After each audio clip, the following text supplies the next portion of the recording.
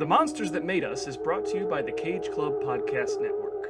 For all things movies, music, media, monsters, and more, head on over to cageclub.me. That's cageclub.me.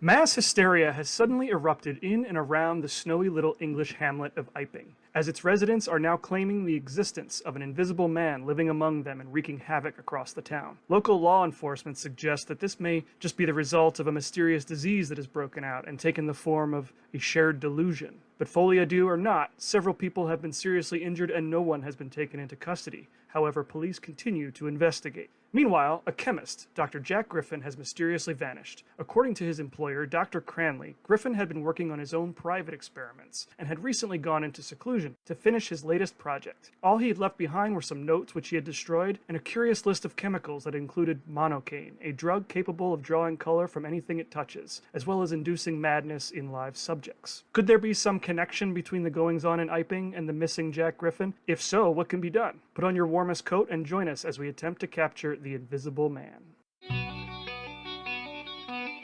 To a new world of gods and monsters. Listen to them, children of the night. It's alive! It's alive! It's alive! You're crazy to know who I am, aren't you? I'll show you who I am and what I am.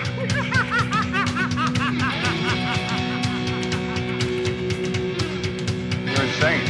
I tell you, I killed a wolf, a plain, ordinary wolf. By studying these and other species, we add to our knowledge of how life evolved, how it adapted itself to this world. He went for a little walk. He should have seen his face.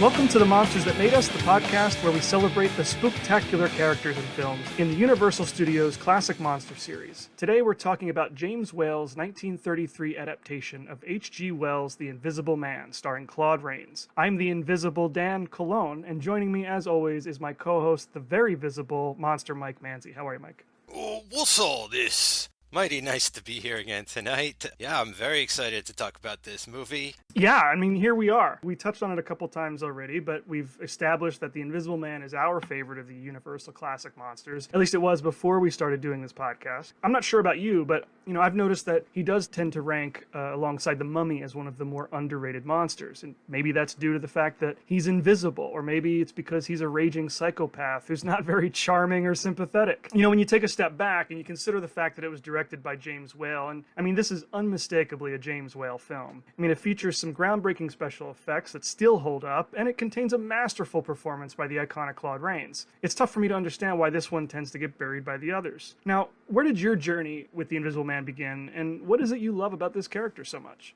Okay, I love doing this every episode because it really makes me think hard about my childhood and when I first sort of encountered this type of character. And again, Dan, I have to go back to Marvel Comics and the Fantastic Sue Storm from the Fantastic Four when I was a kid. Invisible Woman was probably... Oh, good pick. Yeah, I think that was probably my first exposure to the concept of someone being able to, invisibility as a superpower, right? Like that's probably where it first was implanted in my brain. So the Invisible Man was brought to my attention when I was a kid, not much later when there was a Chevy Chase movie made called Memoirs of an Invisible Man. And, I saw that later in life, but that kind of sparked interest again, I suppose, in the general public with the original Invisible Man, and that started coming up again all over the place in other comics and movies and TV a lot, and I think it became like a trope again and a popular thing, and I think especially because of the idea behind the special effects, that it was a very alluring concept, and that's sort of part of its longevity, most likely. There's effects, aside from like the groundbreaking stuff we'll get into, there were simple things that were used later on television in shows like Bewitched, and to this day with like WandaVision, they're still using those very primitive effects that they're using here and stuff. But yeah, so that is probably the first time like an invisible person was in my consciousness. Now, I didn't see this movie until kind of later, like I think it was actually after high school, probably around the time you mentioned when the Van Helsing DVD came out and there were a bunch of Universal movies on there, they started becoming generally wider available on DVD when that medium got more popular. And so I watched it then, I think, for the first time in its entirety and just fell in love with it. Over time, I think what it is like maybe the comedy in it is like part of why I love it so much. It's like a horror comedy. It almost kind of reminds me sometimes of like Evil Dead. And we'll get into that too maybe a little later as well, sort of the legacy of something like what James Whale's put down here, you know, the idea of clashing true horror with like full-on comedy and like slapstick even. And so like, yeah, I've just loved it since I've first seen it, and I'm sort of aware of its somewhat cult status, I guess, amongst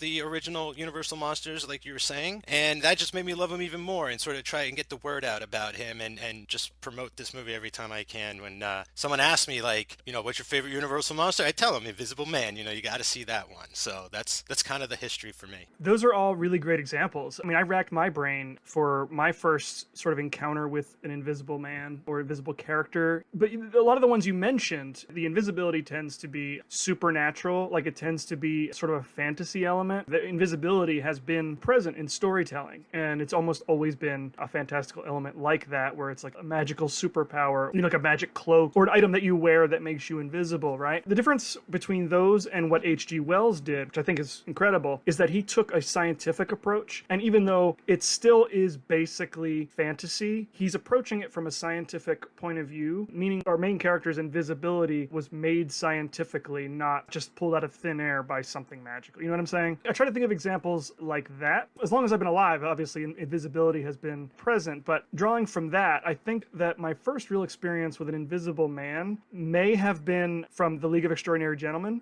Okay. There's an Invisible Man in that. It's not Jack Griffin. I don't think they could get the rights to use that name. So they restructured the character a little bit and made him somebody who I believe had stolen Jack Griffin's formula. So he's just this other guy who is an Invisible Man. So I thought that was really cool. Now that the movie is, we could really get into that at some point. Or the comic one day. We'll see. Or the comic, which actually is really incredible. If I remember correctly, the comic Invisible Man is the original Invisible Man. He has a slightly different name, and I believe that the explanation is that this is the original chemist who created the invisible formula. But either way, the League of Extraordinary Gentlemen was one of the first entry points to an Invisible Man for me, and also Hollow Man. Yeah, Kevin Bacon. Hollow Man is one of my favorite bad movies. Oh, it's so good. I mean, Elizabeth Shue and Josh Brolin, like, it's got a hit list. Yes, that movie is, for all of its faults, it is incredibly fun. Yeah, I think those are the primary examples for me as where I started to get interested in an Invisible Man and start to understand, and it's probably what led me to seeking out this movie. Now, I had not seen this film. Man, I had not seen this at a young age. I want to say I probably sought this out after college. Yeah, I don't specifically remember when I saw it, but I know I fell in love with it because by that point I had become very familiar with Claude Rains. He had been in Casablanca, he's in Mr. Smith Goes to Washington, and in a bunch of other great films. And so I was already familiar with Claude Rains, and having like just graduated from college studying filmmaking, I think I really just latched onto the practical effects that are present in this movie. Yeah, I think between those two things, because at the time I had not really developed a love for James Whale. I had known who he was. I knew he was the director of Frankenstein, and I knew he was the director of Bride of Frankenstein in addition to The Invisible Man. Like, he wasn't too much on my radar at that time. So really just on the strength of Claude Rains' performance and the practical effects, this just became my favorite character. It's not my favorite film of the whole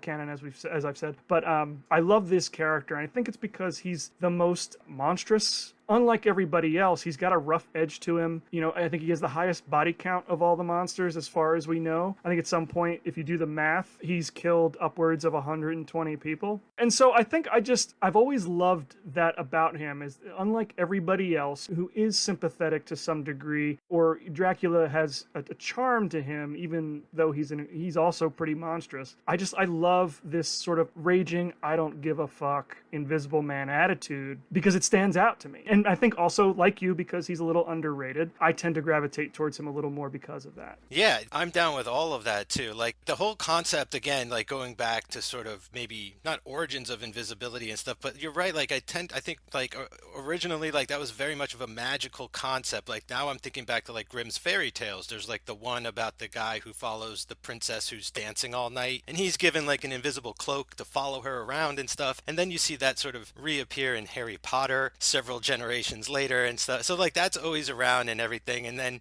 H.G. Wells bringing it into the science era, right? And it's and I think, that was written in like the 1800s and stuff. So it's like kind of on the cusp of like new medicine and things like that and discovering new drugs. The Invisible Man was published in 1897, and H.G. Wells was around for this production. And at the time of this production, he was a pretty well-known writer. It's not like he was somebody who had faded into obscurity by this time. He was still very much in the public eye. Yeah, and he was a legend. Like he was like Stephen King, like he was the man, like War of the Worlds, and like he's got such a list and everything, things to come. I love the movie adaptation of that. It's great that he's so involved in this and everything, but it's also right of the turn of the century, and it's funny, like I kind of was comparing this at times to the HBO show The Nick, which takes place at the Knickerbocker Hospital in 1901, and all of the crazy shit that like doctors had and didn't have, like all of the new ground they were breaking with medicine and treatments and stuff, like just treating hernia.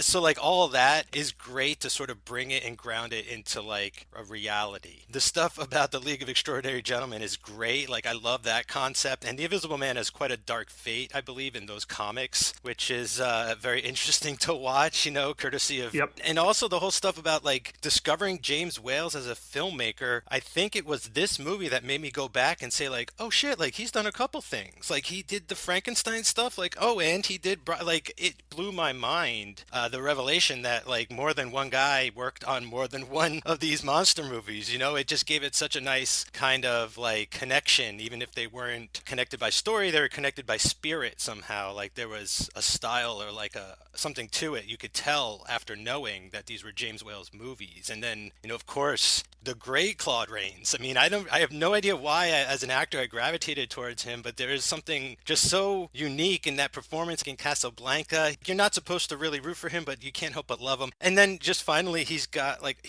a voice for sound pictures. You know what I'm saying? Like, I think that might be one reason he got the part. And I think that's just another thing about James Whales, who he had like the ingenuity or the thought to put into something like that, where it's like, sure, like it's not that he's not good looking, but like it's more about body language. It's more about his voice. It's more about the timbre of that and everything else. And I think that was like, that's what's so strong about this performance and so captivating. And I think a lot of that keeps me coming back for more, is to be like, let's see a faceless performance. Is very interesting to watch all the time. So yeah, I think we're very much on the same page with this one. All right. With that, let's get into the background of the production of The Invisible Man, which in my research, I discovered it was a pretty tumultuous production. Oh, go figure. Like they all seem to be uphill battles, right? We are not breaking tradition here. This is yet another production that could have gone any of it, like 1,000 directions, it seems. So let's establish sort of how it exists currently, and then we can get into the what ifs and what could have beens. So this movie was directed by James Whale, produced by Carl Laemmle Jr. It was written by R.C. Sheriff. We've got music by Heinz Rohmheld and cinematography by Arthur Edison. And our stars, of course, are Claude Rains. We'll go through the cast again before we get into the movie, but we've got Claude Rains as the Invisible Man. We've got Gloria Stewart, Henry Travers, Una O'Connor, actually a bunch of theatrical performers who knew James Whale. So that's how the movie exists. This is the movie we know and love. But I discovered in my research that in the production of this, so The Invisible Man was one of the early pitches. I think after Dracula or Frankenstein, Universal decided they wanted to try and do The Invisible Man. But it was stuck in production hell for a really long time, which is why it didn't get made until 1933, which I know is only 2 years, and today that would be that's like a normal production. But in 1930s, a 2-year delay was actually a pretty substantial delay. So Universal bought the rights to H.G. Wells' novel for $10,000, and that included final approval by H.G. Wells. I think that probably had something to do with the fact that he was not really happy with what Paramount did to The Island of Dr. Moreau, which they titled The Island of Lost Souls, if you recall that film. He was not real keen on that production, so I think he probably negotiated the final say on the script for this film. Universal bought the rights for his novel, The Invisible Man, as well as another novel called The Murderer Invisible by Philip Wiley, who coincidentally contributed to the screenplay for Island of Lost Souls. Based on these two properties, there were no fewer than 12 different drafts or treatments. And I'll go down the list of some of the people who submitted drafts. We've got Garrett Fort, who wrote Frankenstein, and he also wrote the play Dracula, the play that the movie was based on.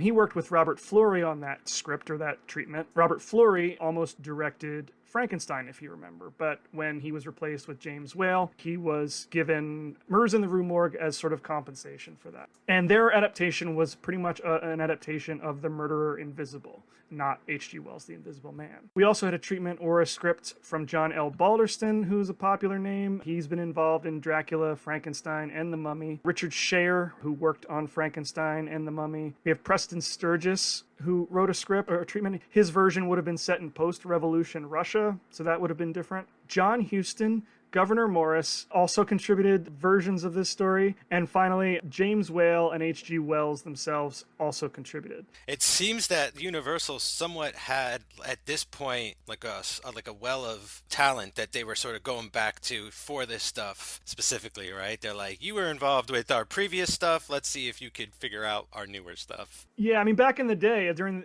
at this time in Hollywood, studios had like a stable of writers. So it's not uncommon that, it was the same for actors as well. Like you'll see a lot of actors around this time, in movies for the same studio over and over and over. They'd have contracts to do 5 movies or whatever. And so this was the studio system. They would just have their stable of people and keep cranking out movies. And so, yeah, we got a lot of the usual players here. And, just reading out that list, obviously that's not a complete list. Those are the only ones I was able to confirm. But you can see how, they were throwing everything at the wall trying to come up with a script for this film. It took a long time to get to it. And fortunately, R.C. Sheriff's script is the one they settled on. And his was closest to the source material, which I think made H.G. Wells happy. He does draw from The Murderer Invisible a little bit. The addition of Dr. Cranley and Flora, they were sort of not directly drawn from The Murderer Invisible, but character types were brought over in order to help make the main character seem a little more sympathetic. Because in the H.G. Wells novel, I believe he is already crazy when he becomes invisible. He doesn't have a love interest, and he's more psychopathic. So I think Universal wanted to soften that edge a little bit. And then, of course, we've got some of the megalomania that came with the main character of The Murderer Invisible. Some of that it probably bled over into this screenplay, but for the most part, R.C. Sheriff's script stays pretty true to H.G. Wells' novel. I haven't read the novel in a while, but it's one of the few of these movies that are based on the books that I have read, and I just remember it being very chilling, told in the voice of the Invisible Man, and if you can imagine sort of this movie but without the comedy. I want to ask you, did they buy the rights to some kind of comedy about just a rural community just getting drunk all day long or something that they smashed together at this? Because you do need to sort of cut this drink with some water for it to go down a little better. And that opening scene is very much influenced by James Whale. All those characters, he was the type of director who really loved character roles, and he liked to fill his movies with them. So while the novel does begin with the Invisible Man showing up, there's a blizzard outside, and he comes into this inn looking for shelter to continue to work on his experiment. I don't recall the characters being quite so unique and funny and distinct. I think that's all James Whale. And that's necessary, and that's his stroke of genius to be able to see, I think, to see that, because we were talking last episode about The Mummy, and it's very much a straight dramatic horror movie. Whereas this, you could do it, but I think it would turn people off. I think it gets to a point, not that you don't take the Invisible Man seriously, but there's something just inherently funny about what things that he does and the things that, like a bicycle just flying through the air or what have you, and the things he's saying that go along with his mania that sort of makes the comedy work well with this type of horror story. Right, yeah, I definitely think that James Whale's instincts serve this story really well. And that's due to a lot of reasons, but I think that with Claude Rains' performance, he's swinging for the fences in some of these scenes, and I think in a lot of other movies it might be overacting I think it really works for this film because the comedy is so heightened also. Especially like in that first 15 to 20 minutes when he's in the inn, you've got Una O'Connor and the other characters, contrasting his mania, which I thought was really great. But yeah, that's all James Whale. So actually, let's talk about James Whale, because he was not originally supposed to direct this film. Were you aware of that? I just assumed that they went to him, or he was like, what are we doing next? Like, let's do another one. Yeah, well, I know that after the success of Frankenstein, they really wanted him to do a sequel. But I know that he wasn't real interested in revisiting old material. So Universal kept going, and they made The Mummy with Carl Freund. And when they came back to the Universal Monsters, they presented him with The Invisible Man. Now, in between that time, he didn't stop working. James Whale made a couple films, including The Old Dark House for Universal, which, if you've ever seen that, I think if you were to watch Frankenstein, The Old Dark House, and The Invisible Man, you start to get a better understanding of James Whale as a director. Frankenstein was not his material. He was adapting Mary Shelley's material. And with The Old Dark House, I think that is pure James Whale. That was based on a book, but he really didn't stay true to the book at all. I think he kind of took the framework of that story and then just made it his own. And if you've ever seen that, they're all like broad characters, and the comedy is all over the place. And so now we've got The Invisible Man, where he's been like sort of honing that balance between like the spookiness and the horrifying stuff and the comedy, the dark comedy. He continues sort of honing that with The Bride of Frankenstein. And in hindsight, I seem to think that I probably didn't appreciate James Whale's sense of humor at the time, because I was expecting sort of horror and like monster movies like when I was younger. And now that I'm older and I can appreciate it, I get so much more out of these movies. I'm right there with you. Like, it's more of a dark comedy kind of stuff after a while. Like, he's very into the macabre, like that kind of thing, just making people feel uneasy. So, like, some of the humor is even inconvenient. Not that it's unnecessary, but it's like almost too, like, not right now. Like, things are too serious for a joke, but he's going to do it anyway. It's interesting. It's not the kind of sophisticated humor that I would have expected. Sure. So let's talk about the other possible directors. Before James Whale was hired as the director of this film, Universal also considered Robert Florey. He almost directed Frankenstein and was given Murders in the Rue Morgue instead. And then he was turned down in favor of James Whale for a second time. I don't know that Universal gave him another film to make up for that this time, but he was definitely one of the people considered, along with Cyril Gardner and E.A. DuPont. And I think there was a fourth director considered, but I wasn't able to find a name for him. What I think is interesting is some of the connection here, because we know James Whale came from the theater. He knew R.C. Sheriff from the theater. R.C. Sheriff wrote the play Journey's End, which is what sort of launched James Whale's career. And I have to believe that there was something to do with them getting hired together for this film. I don't know what, but I know James Whale at this time pretty much had free reign to do whatever he wanted. Maybe he had some influence and got R.C. Sheriff the gig, but I thought the connection there between those two was pretty cool. I mean, and then James Whale cast some of the people he knew from the theater in this film as well, as he often did. Claude Rains from the theater as well. Like, this will be his first film too. So like, it's all that sort of language of the theater that's being translated here to the silver screen in the beginning, like in the early ages, for horror. Like, I think that's what I find very sort of unique about the Universal horror stuff, is like there's a lot of stage technique. And there's even one very blatant, not even mistake, but James Whale breaks like a big rule in this movie that plays so well because he has such command of space and the stage from being around actual theater that entire career and stuff. So very impressive. Yeah, definitely. Speaking of Claude Rains was not the original choice to play Jack Griffin. Was Bella knocking at the door? I can be invisible. Actually, I don't think he would have been a bad Invisible Man, to be honest. But according to my research, he was not considered. Universal was really trying to put all their weight behind Boris Karloff since the success of Frankenstein.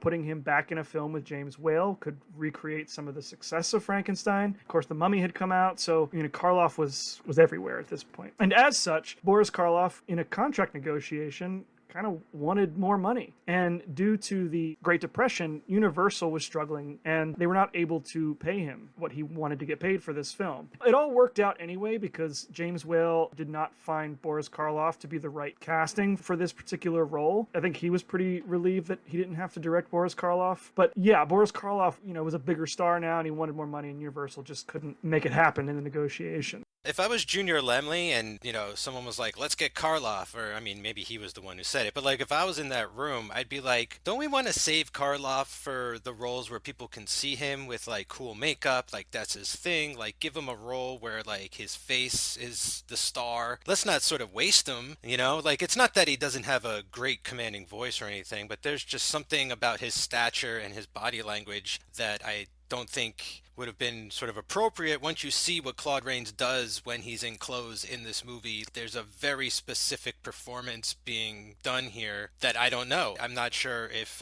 Karloff would have played it the same way by any means, but that is interesting. I did not consider A, that he was in the running, or B, that they couldn't afford him, because they figure you just give him whatever he asked for. Yeah, I'm trying to imagine what a Boris Karloff Invisible Man would be like, just because Claude Rains is so good in it. But Boris Karloff was not the biggest performer, and I mean that in terms of just like his presence. I can't imagine him like chewing the scenery the way Claude Rains does. Yeah, that's what I'm saying. Like you look at The Mummy, where he's like mostly stiff as a board, intentionally, but like he's doing that amazingly. Like you're getting such a performance out of like the bare minimum. And then even with Frankenstein, his limited body movement is creating the character and stuff. So it's almost the lack of expression, and like just that's why I say like they focus on his face so much. Karloff's strengths were definitely in his subtlety, and I think that's true of most of his performances, even when he gets to play more colorful characters. He's played all sorts of roles. It's just I think that his type of acting would not have been well suited for this sort of role. But one actor who was considered, who I do think could have done it, is Colin Clive from the original Frankenstein. He was Henry Frankenstein. Just based on his it's alive moment, I think that he absolutely could have played Jack Griffin. But unfortunately, he was ready to head back to England at the time and was not really interested in doing more movies in Hollywood. So Colin Clive did reprise his role for The Bride of Frankenstein, and then I think that is it. He did Bride of Frankenstein in 1935, and by 1937, he had died. So yeah, he didn't have a whole lot of time left on this earth after The Bride of Frankenstein. So yeah, unfortunately, we don't get more Colin Clive after that, so we'll have to really savor his performance for the next episode. If I could throw a name into the hat that they should have considered, someone in their stable of actors, someone who has I guess you could call it a cameo if you know what to look for, but I think Dwight Fry might have been born for this role and just looked over, or maybe they just were like, you've kind of done this to a degree already enough. I don't know, but I think he would have been amazing. I think Dwight Fry, if we're just going to pay attention to his performances in the Universal monster films, just that alone, I think would qualify him for this role. It's really difficult to compare in hindsight, but, I just love Claude Rains' sort of booming voice. I don't know that Dwight Fry was capable of that sort of gravitas, but I think he could have absolutely played a raving maniac. He's shown that he can do that for sure. I can't imagine it in my mind being better than Claude Rains. That's just, my own supposition, Fair enough. Yeah. Also considered for the role Chester Morris and Paul Lucas, actors I am not familiar with, but they were other actors who were considered. Now, Claude Rains, of course, was given the role kind of at the last minute. They needed to cast somebody, and James Whale, as you mentioned, knew him from the theater. And I learned a couple things about Claude Rains I didn't know. Now, this was his first sound film, I believe. Yeah, that's the big thing I didn't know about him. Yeah, that this was the first. He made a film in 1920, a silent film, but this was like his first real sound film. The reason I forget is because I know that he at the time was not really all that familiar with movies. He was a stage actor. He had only seen maybe a handful of movies. In fact, James Whale instructed him to go see 3 movies a day until he understood what they were doing. So yeah, he was so inexperienced with movies at the time. It's kind of a miracle that he got this role. Some background on Claude Rains that I didn't know that I thought would be interesting to share is that when he was younger, he had a very thick Cockney accent and a stutter, which he worked for years to deal with, to clear that up. And then that's sort of what gave him the voice that he had for theater and film. He wasn't just born with this voice, he actively had to practice and work on it, which I think is incredible. I also heard that he was exposed to gaseous chemicals that fucked with his vocal cords in the war or something. Yes, he was in the war, and some of the toxic gas that was used in the war actually made him blind in one eye. I'm sure it had some effect on his voice as well. Yeah. Yeah. Okay. Because I wondered if that was what gave him sort of his gravelly, because his voice has this sort of gravelly kind of quality to it. Yeah, I'm almost positive that it did contribute to that quality in his voice. I don't believe he had that before the war. Yeah. So very distinct, makes him sort of stand apart. I was saying earlier, that's good for movies now that you can hear people. It's so funny. We think of these characters as being kind of misunderstood, like misfits in some ways. And Claude Rains, all the things life threw at him, he still ended up being Claude Rains, like 4-time Academy Award nominee and a celebrated stage actor. It's amazing to me that he was able to get through all of that and become who he became. And so he had never done a sound film before, like I had said. He had only done a screen test for one, and by all accounts, it was terrible. He was really not prepared to do this movie, but he accepted it because he had never read the novel. He didn't realize that he would be under bandages for the entire movie. Oh, okay. Which I thought was a fun tidbit because he was kind of known at the time to be pretty difficult to work with. I think he was high on his own supply at the time. And, maybe that just came with him being so successful on stage that he came onto the movie set and was known to upstage his co-stars, particularly Gloria Stewart. So I think that was a pretty humbling experience for him to be informed that, no, you're going to be invisible for this entire movie or you're going to be wrapped in gauze. Yeah, like that had to be a shock for any of the actors who went from the stage to the screen, because it's a whole different style. There's different subtleties, there's different ways of acting. When you could do a close-up as opposed to someone acting for someone sitting in the back row, so I could understand there being kind of like clashes and difficulties and things like that on the set and everything getting adjusted. That's sort of the story behind the production in terms of like getting this thing on its feet. Now, the other thing that I wanted to get into before we get into the movie itself is the other thing that this film is known for, which are its incredible special effects. The special effects for this film were groundbreaking at the time. I think they still hold up to this day. I think they're still damn impressive. Now that you can see the seams on some of them and some of the effects, you can see, the wires when they use them. But,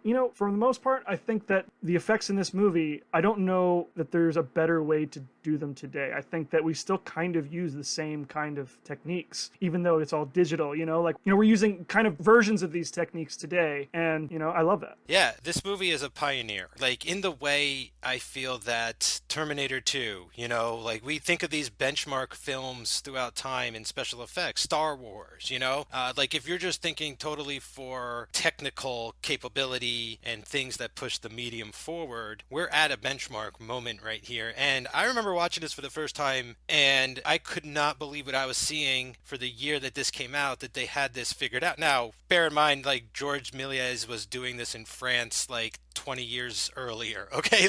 A version of this. But that's not the point. That guy was a wizard of special effects, and then a lot of his techniques were lost. So, and it's basically the same thing as a green screen suit, the way they shot the modern Invisible Man. They are using black and white film, so it's more or less like a black screen instead of a green screen technique where they create a matte that they can then paint out anything that's black. But the point is that this is the beginning of green screen, pretty much. It's crazy. The basic principle for anybody who understands how cameras work is for a lot of these scenes where the Invisible Man had to be animated in a room with other characters where he would have clothes on, right? Instead of him being completely invisible, which, in which case they would use just wires to float objects and things around the room. That sort of effect has been used since the dawn of filmmaking. But the challenge in this film was to have a man invisible in clothes with other people who were visible, right? That was the challenge here. They had to figure out how to shoot that. And so what they would do is they would shoot all of the action with all of the other characters, and then they would go and shoot either Claude Rains or his, I think he had a stunt double. They would shoot him on a black velvet background, and they would wrap him in a black velvet unitard. So it was black and non-reflective. And then they put the clothes that he would be wearing on top of that. So, and then they would shoot that, and then they would create a composite. So everything had to be rehearsed and timed down to the second. It's not difficult to understand, but it's incredibly complicated to get right. I don't think there's a single scene in this movie where that technique doesn't work. I think I buy it just about in every scene. Now, the most difficult scene to shoot, John Fulton said that there's a scene where Griffin is looking at himself in a mirror and he's unwrapping the bandages around his head. Okay, so that was the most complicated shot in the whole movie, and it required 4 different shots. It needed a background shot, which included the mirror and the wall in front of Griffin. The second shot was the back of Griffin. The third shot was the background inside the mirror. So they had to isolate like inside the mirror, so you get the wall behind him. And then the fourth shot was the front of Griffin in his his reflection in the mirror. So they had to shoot all 4 of those separately and then make a composite to put them together. And now you can see the seams in it, but considering what they were working with in 1933, it's absolutely astounding that they were able to pull it off. Yeah, give him a break, guys. Like, it's incredible because, you know, the concept of getting a background plate and shooting your elements and compositing them all, and, you know, like, that is the same type of language and system that's set up today. I watch Corridor Crew every weekend. Like, this clip should be on that show. I want to see them remake this in a weekend. They probably could do it, you know, in a couple hours nowadays. But the difference is, back then, no computers. So the precision and the timing and all of that kind of stuff, and then you figured it's all multiple exposures on the same piece of film being run through a camera over and over. So, like, you have to get it right the first time. And the complexity is just staggering sometimes when I think, and that's why I consider it one of those movies that is a benchmark. It's basically like the Avatar of its day. Like, people must have lost their minds and have no idea what they were looking at. Yeah, and it's funny that you talk about like all the different things that had to get right and all the different, you know, shots and different strips of film that had to be, you know, compiled into one. And it wasn't just that. I read somewhere that 64,000 frames of this movie had to be touched up by hand, which, you know, we think back to early color films. Georges Méliès, his film A Trip to the Moon, which came out in 1902, is an example of a black and white film that was hand painted. You know, there's a color print of it. You can get it on Amazon. I have a copy. I've seen it in a theater. It's beautiful, but it's really cool to see how they would make a color film by hand painting. So this was a pretty common practice in films at the time, but like the idea that people had to go in and retouch 64,000 frames just melts my brain. It's like animation at that point. I mean, I'm pretty sure this is before like Disney was able to produce a major feature-like motion picture like Pinocchio, but it's after, you know, Mickey and even Gertie the dinosaur was like 1914. But like, that's still, again, like, that's a special effect technique that they do today, where it's like painting in and out people. You got to get to the point where even the Transformers at one point are being animated by hand with artists, and you got to get in there and touch it up still. Snow White and the Seven Dwarfs came out in 1937, so they really weren't far off. All right, there we are. They were very close, and so yeah, I think that the Invisible Man effects in this had to have wowed audiences in a similar way that Snow White and the Seven Dwarfs. This is just me. I think Snow White and the Seven Dwarfs is probably the bigger accomplishment, you know, to create a feature-length film completely hand-drawn and hand-painted, but still. Yeah, what Snow White kind of did was it created a whole new genre, a new medium. Or medium. Right, exactly. Like, it created a new medium. Yeah, because it's no longer live action. You can separate it, so Invisible Man still gets its merit and gets to hold its own. Like, we had stop motion and other forms of in-camera animation like that. But yeah, Snow White was unique in that it was completely hand-drawn. Oh yeah, because like King Kong is before Snow White and everything too. But there's even, I'm sure if you go and watch that, there's probably hand-drawn stuff as well. So the point is, every trick in the book, you know? I think that's about it for the production, unless there's anything else you wanted to share. No, I'm good. Okay, I think let's get into the film itself. We'll read through the credits real quick. Of course, we've got Claude Rains as Jack Griffin, or as he is credited in the opening credits, the Invisible One. That's so great. I love the tradition of Universal doing that with their leads. It kind of reminds me of what they did with Karloff, with Frankenstein, like with just the question mark, except they didn't reveal Boris Karloff. So next we got Gloria Stewart, who you and I and our listeners should know from a little film called Titanic. She was a James Whale player of sorts in that she also appeared previously in The Old Dark House before The Invisible Man, and then she came back in for this. In Titanic, she plays Old Rose, correct? She is the older version of the Kate Winslet character, and you made a very funny observation before we started recording that she has a sordid history with suitors named Jack, that she once dated not only the Invisible Man, but Leonardo DiCaprio, whom became a lost love at sea, let's just say. And also, a rose is a flower, and in The Invisible Man, she plays Flora, which means flower. Oh, nice. Yeah, connection. So we've got Gloria Stewart as Flora Cranley, her father, Dr. Cranley, played by Henry Travers, who you and I and our listeners should know as Clarence the Angel from It's a Wonderful Life. Yes, it's so funny. It was so weird. It's all I can think of when I see him on screen is like, hey, it's Clarence. And he's kind of doesn't have much of a character. Like, he's not Van Helsing in this movie. You know what I mean? Like, Correct. he's if anything, he's like the one in Dracula, the dad in Dracula. Like, he's not a very strong presence in this, so I just turned him into Clarence.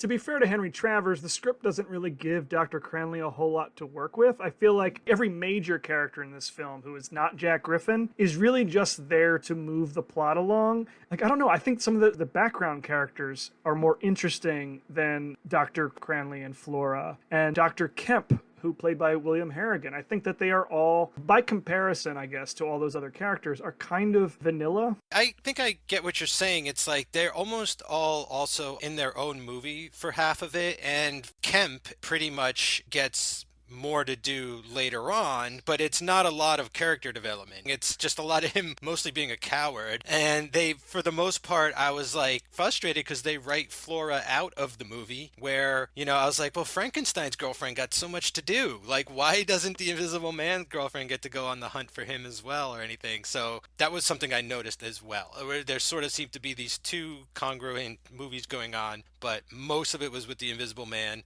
And when you're away from him, they're talking about the Invisible Man and like what he did before, what they think he's doing next, and all that kind of stuff. So they're not really revealing all that much about themselves. There's one scene early on where Kemp professes his love to Flora, and she's like, "This is not the time," and that's literally it. To give credit to Gloria Stewart and Henry Travers specifically, I think they're doing the best they can with the material. I just don't think the characters are particularly well written, just, you know, as characters. I think they serve the story in that we get the information we need to explain Jack Griffin. Like, all of that's well and good, but it just doesn't seem like there's a whole lot for them to do beyond that. You're right. Every conversation they have is about Griffin. Yeah, and at an hour and like 10 minutes, let's get an extra 10 minutes with these characters. Like, let's have a little more about themselves and, yeah, see what makes them tick. Next, this is, and now we've established that Dwight Fry is in this film, but I would say that he is not the Dwight Fry in this film. The Dwight Fry of The Invisible Man has to be Una O'Connor as Jenny Hall. As she, along with Forrester Harvey, play Jenny and Herbert Hall, who run the Lion's Head Inn the first half of this film. Yeah, so were you picturing this inn is the inn that inspired the inn from American Werewolf in London? I am so happy you said that because I wrote that down in my notes and I was going to bring that up when we got to this, you know, when we started talking about the film. Yes, it very much feels like The Slaughtered Lamb, even down to the guys playing darts. When the Invisible Man comes through the front door, I was waiting for one of them to miss the dartboard. But yes, it has a very Slaughtered Lamb feel for anybody who has seen An American Werewolf in London. If you haven't, go see it. Your call about her being the sort of Dwight Fry of the movie is spot on. It never even occurred to me that that's where the role went, but you're totally right. And it's even better too because she doesn't like descend into babbling madness. Like, she's kind of in the right with all of her response and replies. Like, she's a kind of acting how I might, or I could imagine most people would if encountered with the Invisible Man. And the Halls, like Mr. and Mrs. Hall, they're like a freaking vaudeville act, you know? They're like the comedic duo or something, or like part of the troupe of the town, which feels like the cast of like 1933 SNL or something. They all feel like they're this cohesive organism working in step together in this like comedic madness. It's awesome. Yeah, and what I meant by her being like the Dwight Fry in this film is that she literally steals every scene she is in. You know what I mean? Like, that's why I thought of her in that way, because as we've talked about, Dwight Fry tended to steal scenes from everybody else in Frankenstein and Dracula. But here it's Una O'Connor, and Claude Rains is, like I said, he's swinging for the fences in some of these early scenes, and she is doing the exact opposite for comedy. And I swear to God, every time she starts screaming, I am in tears laughing because she's just so damn funny. And she does work really well with Forrester Harvey as Herbert. You know, like, I'm imagining them as a real couple running an inn, and like I can totally understand that dynamic. There's a lot of great directorial flourishes with James Whale's just cutting to faces and things. Yes. And you cut to her like 2 or 3 different times, and every time she's got a different expression, and it's like exaggerated and stuff. Like, you just can't help it. Like, the intent is to get you to crack up at what you're seeing, to make sure you're having a good time while you're getting scared to death. Yeah, 100%. I agree with that totally. Okay, so 2 more cast members here. We've got Dudley Diggs as the chief detective, who, not quite a very large character, but E.E. Clive as Constable Jaffers. I know he is a favorite. What's all this?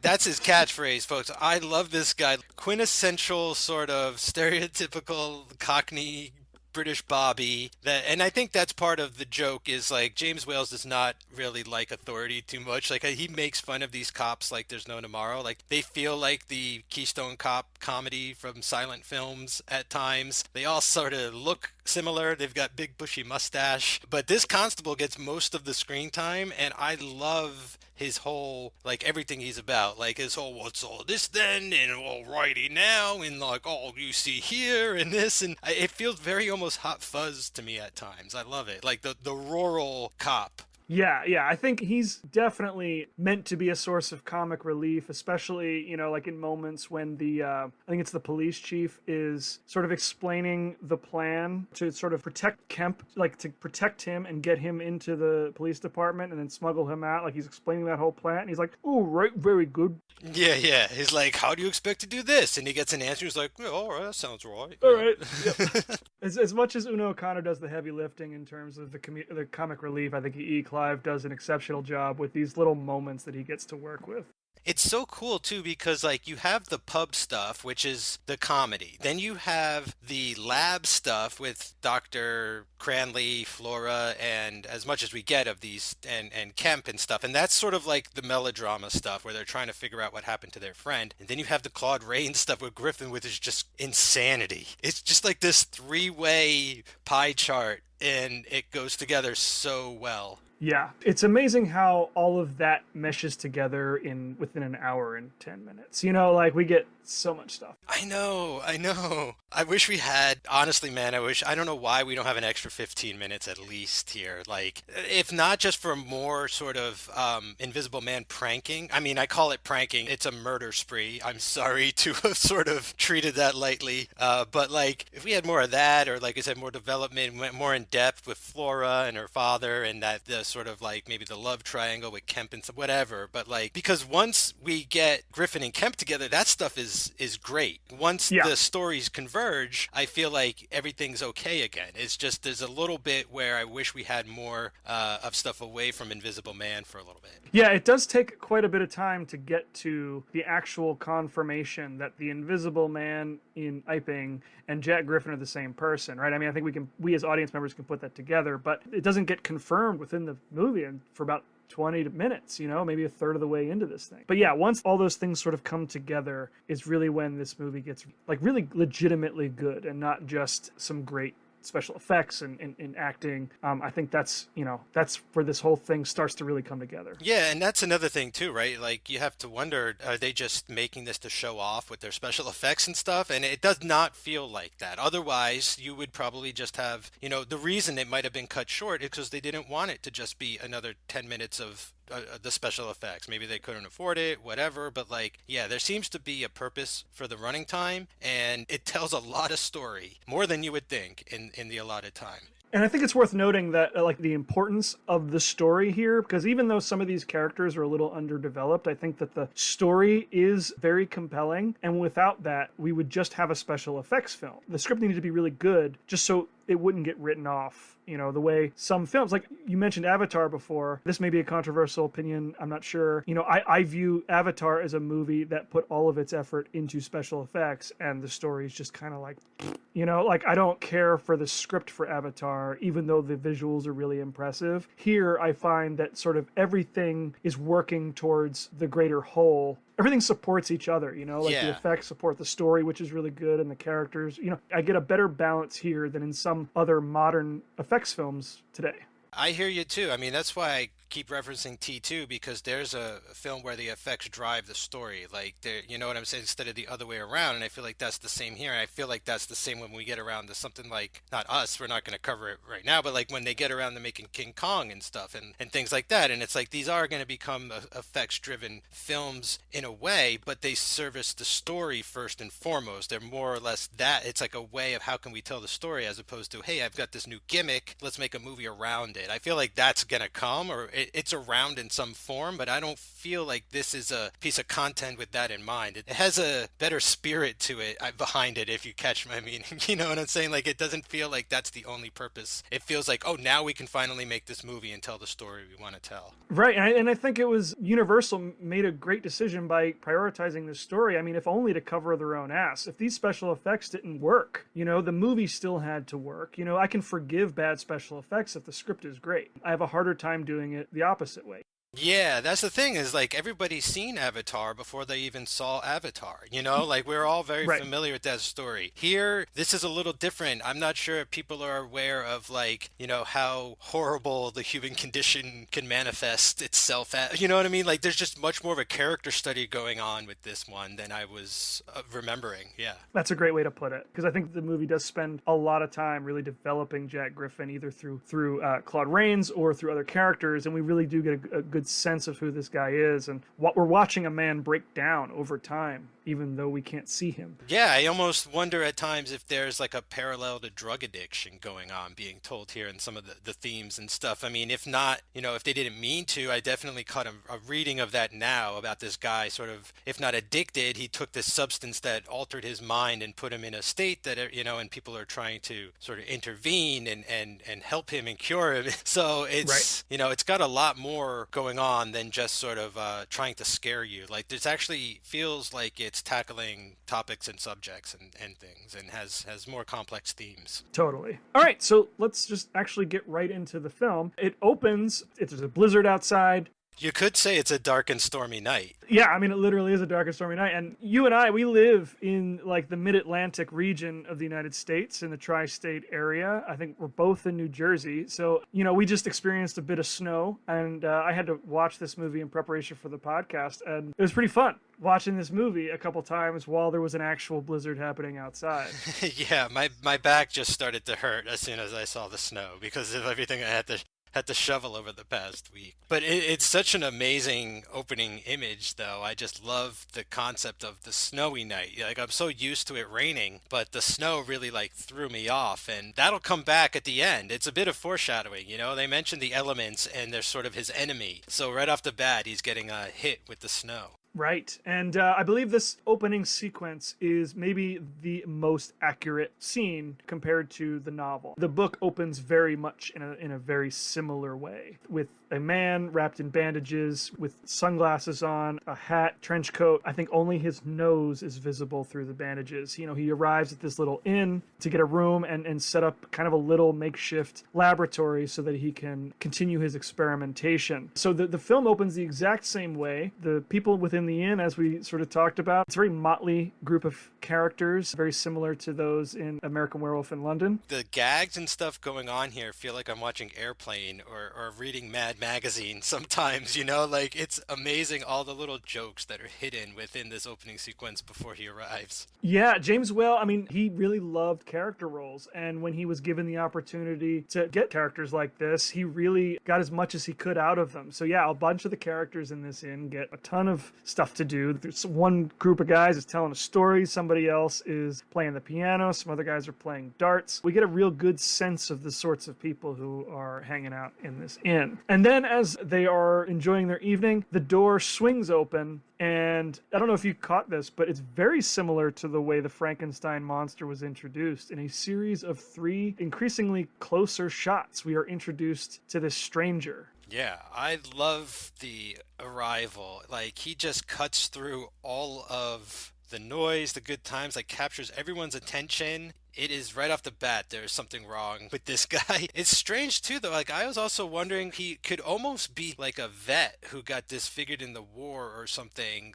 That was crossing my mind at times, you know, and the way that people who were vets that were sort of disfigured in World War One, you know, and that's kind of why plastic surgery was like studied a lot too for facial reconstruction and everything like that. And so I almost wondered if they were touching on any of that with the reaction that he gets when he walks into this place, because it's not a normal reaction. It's not just like any old person walked in. Like he's wrapped in bandages, there's clearly something wrong with him, he's super mysterious. Like, what is up with this guy? Right, and there's no attempt made to explain his appearance, right? He just kind of comes in, demands a room and food and peace and quiet. Yeah, he's already throwing his weight around. Like he mentions later how much he wants people groveling at his feet. He's already like ordering people around like he owns the place. Right, you mentioned the Incredible Hulk in our Frankenstein episode, and I couldn't help think of him a little bit watching this because, you know, the man just wants to be left alone, you know, and people just keep bothering him, and that's when things go to shit, is when people just keep pestering him.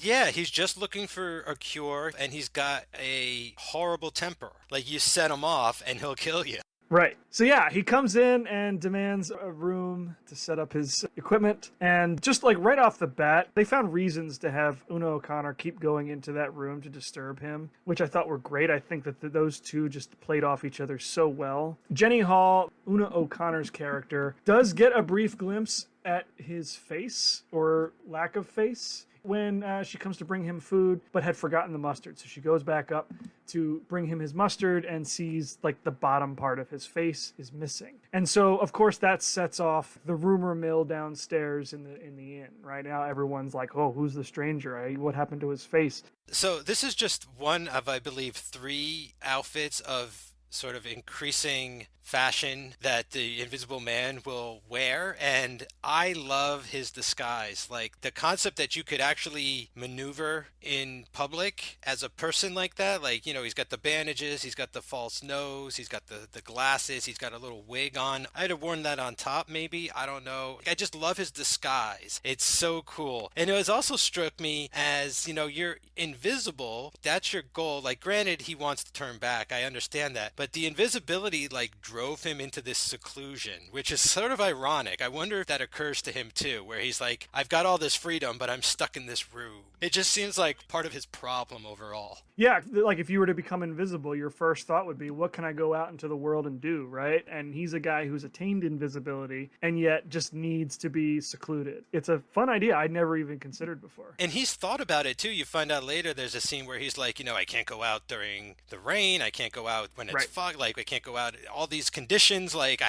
has to be a perfect day for me to, and like that's why I need help and stuff. And so like he's even thought about this thing. So he must be really frustrated. Maybe that's why he's got like such a short fuse. Well, I think the short fuse is sort of foreshadowing the madness that's to come thanks to the magic ingredient in his formula. Yeah, the like mind-altering substances. Right, but we don't know that yet. As far as we know, he's just very short with people. So after a little bit of the inn, we cut to Dr. Cranley, and he's kind of doing his thing in his lab. We are also introduced to his daughter Flora, who is a love interest for Jack Griffin, who has recently gone missing. According to Dr. Cranley, he had been given permission to work on his own experiments, like kind of in his own time, and had said that he would be gone for a little while to finish what he was currently working on. So as far as Dr. Cranley is concerned, there's nothing to be worried about, but Flora hasn't seen or heard from Jack in quite some time and is naturally worried about him. This is very reminiscent of Frankenstein. Yes. Flora is way more hysterical about the whole situation. Like, rightfully, everyone is so calm that this guy's partner is missing, her fiance is missing, or whatever. Like, this guy is missing, and no one but her seems to sort of notice, which is, again, kind of funny. Like, maybe he was invisible, like, even when you could see him. Like, people didn't pay very much attention to him or took him for granted, and maybe that's why he becomes such a, like, a megalomaniac later. There's definitely something to be said for that, because I think we learn either in this scene or the following scene that, like, the work they do involves, it's like food science. Yeah, preserving food, yeah. Yeah. What they're doing is kind of early FDA type of science. And Arthur Kemp says something to the degree that, it's not very glamorous work, but it kind of pays the bills. And so, if one were to be stuck doing that work all the time, one might try to find other work that they found more mentally stimulating. So there's definitely some comparisons to be made with Frankenstein here, with Henry just kind of being bored with the standard science and wanting to do something no one had done before. And maybe Griffin shared similar aspirations. And it's not the only comparison to Frankenstein. The more I've been watching this movie and talking about it, the more I'm realizing how much this movie has in common with that film. It's got its differences as well, but like what it shares are like themes, maybe certain situations align because of that and everything, but it definitely takes itself in a different direction. Correct, yeah. Within the same scene, we meet Dr. Kemp, and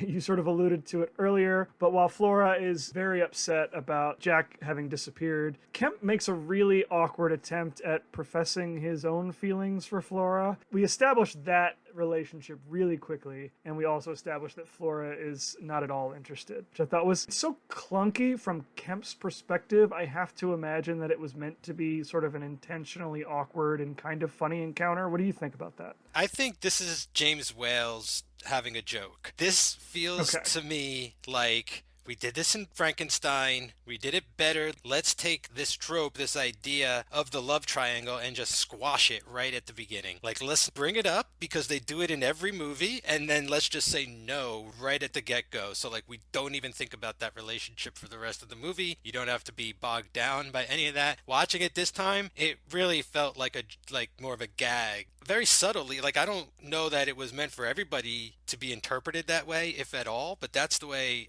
I think of it, just being a little more familiar with James Whale's style and sense of humor. Right. That's kind of how I landed on it as well, because I feel like if you took that scene out of the film, it wouldn't change anything. Kemp might become a slightly more sympathetic character, but I also don't think that this is like something that makes him a bad person. It's just an awkward scene. So I have to think that James Whale did it intentionally as kind of a weird joke.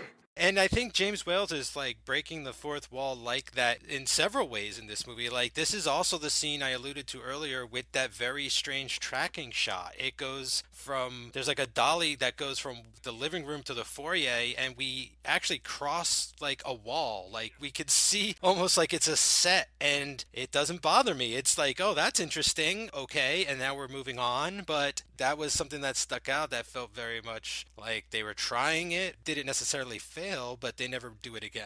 Right, yeah. I had completely forgotten about that, and that is maybe the most theatrical this film gets, and I think that was intentional. Just makes you say like you're watching a movie or something.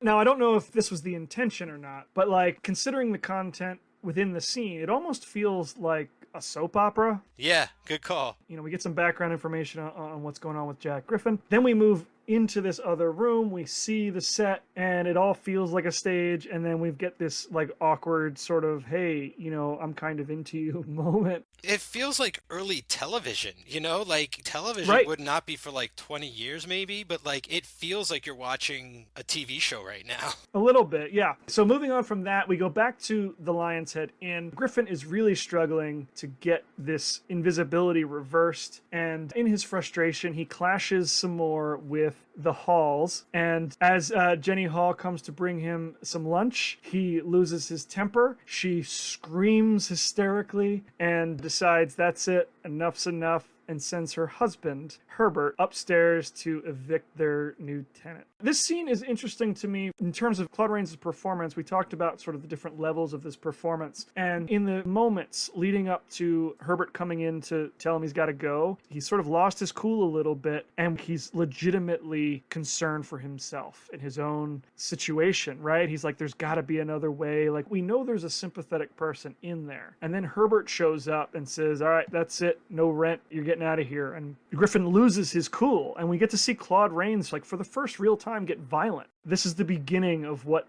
this monster movie is going to be. If it wasn't for this one moment, he would be okay. But the serum is starting to get to him, and he like throttles Herbert. Yes, his first throttling. He has like that moment of clarity where he's like, I think I made a mistake. Like it's another one of those sort of Frankenstein moments. It's like before he's off the deep end entirely, he's trying to get this cure. Later he says he wants the cure so that he can just change back and forth and sell it and make money and all that. But like at this point, it seems like he's really trying to go back and that this is like his last sort of moment of like humanity. And after he fucking loses his cool with Jenny and her husband comes up, he is like putting on the works, right? Like this is total like that bipolar type of stuff where like a minute ago he was screaming, now he's pleading. He's like, please, I beg of you, like I will behave. I'll be out of here any moment. I've got money coming. Like just let me do my experiments, please. And he's like very calm and stuff. And then he's like, no, you gotta go. And he's like, I'll throttle you. He just loses it again, and pretty much for the rest of the movie he is manic. Yeah, it's the first time we get a real sense of how quickly he can switch. You know, he goes from being pretty calm and lucid to a raving maniac in a second. He immediately becomes an incredibly volatile character, or we realize that, you know, just how volatile he is. So of course, like everything else in the inn, these sequences are played for like moments of very high tension and then moments of very high comedy, because we've also got Una O'Connor who's just screaming away as Herbert gets tossed down the stairs. They call for the police, and Constable Jaffers comes in to see what's all this. What's all this? We get some more fun with these characters. It's really just an extension of that same blend of comedy and tension. Jaffers goes upstairs to see what all this is, and this is where we really get the reveal of the Invisible Man. Now, so far, all we've seen as the audience is we've seen the missing jaw from when he's eating, and Jenny walks in on him. But in this scene, he just basically snaps and is like, all right, you want to know so badly who I am? I'll show you. And then he unravels, and we get our big effects shot where he unwraps his head, and then he's just a shirt running around the room being chased by Jaffers and some other members of the town. This scene is really, really well orchestrated. Claude Rains is swinging for the fence the whole scene. He's dialed to 11, and then we've got slapstick comedy happening in the same moment. I think this is maybe the most perfect blend of comedy and tension in the whole movie. This is the money shot. These effects sell everything for the rest of the movie. Like, they come out swinging so hard that later on when they use strings to move a plate or something, it doesn't register as that. You're like, oh, are they doing the invisible technique or what? Like, how are they doing this? Right, like, how are they making that door open by itself? It's fantastic. It's such a great viewing experience. And then it's by the end of the movie when you can kind of tell a little bit like how they're doing it, it's just super charming, you know, and they really use it a lot more than I was expecting. But, you know, I mentioned earlier, it's not just for this. Like, this isn't the only reason they made the movie. This is the reason, like, they were sort of, like, able to tell the story, which I think is fantastic. And so they do not shy away from these effects throughout the rest of the film. Right, yeah, I mean, this sort of gets back to what we were talking about before. I think that the key to this movie was that they had chosen a really strong source material, and so these effects only amplify that story. Just to prove how powerful he is, he chokes this constable to the floor and punches somebody else and pushes somebody else over, and then flees from the tavern. This is, again, what you were getting at with some of these other effects, where you have, like, the clock knockover, you have glassware, you know, sliding across the bar top, doors opening, all unaided. These are all simple effects. I think we can all figure out how they were done, but they're just done so well that, like, I'm able to easily buy that there's an invisible man running around this town. The bicycle scene is really fun. All of it with Claude Rains yelling crazy profane stuff at everyone in town. You know what really got me right out of the gate? He pushes over a baby in a baby carriage. Like, that's it for me. Like, let's find this guy, ring him up.